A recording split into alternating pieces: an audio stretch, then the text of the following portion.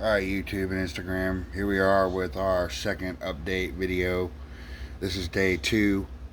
They're still doing a lot of the grooming, a lot of moving rocks and gravel from the nesting site down there.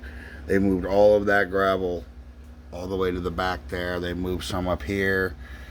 They moved it over here.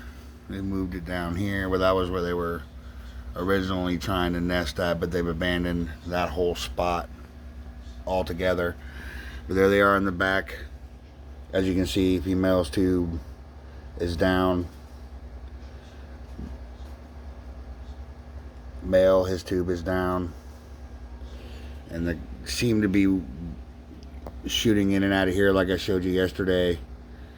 This looks like it's going to be the site where they take them after they hatch, or the nursery. But he's looking good. He's starting to look sharp too. Every day his nuchal hump gets a little bit bigger. He gets a little bit more of the black speckling on his scales. Has shown some signs of aggression as well, indicating to me that he is going to be protective of his first spawn here, which is good.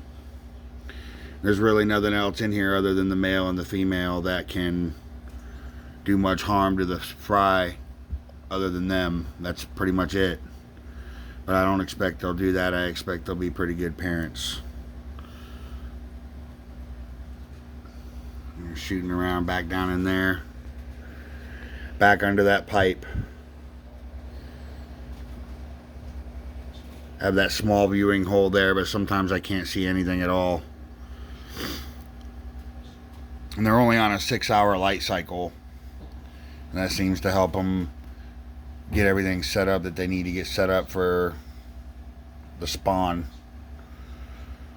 So they'll be on from about noon till about 6 tonight, where they'll get one feed with the light on, one feed with the light off.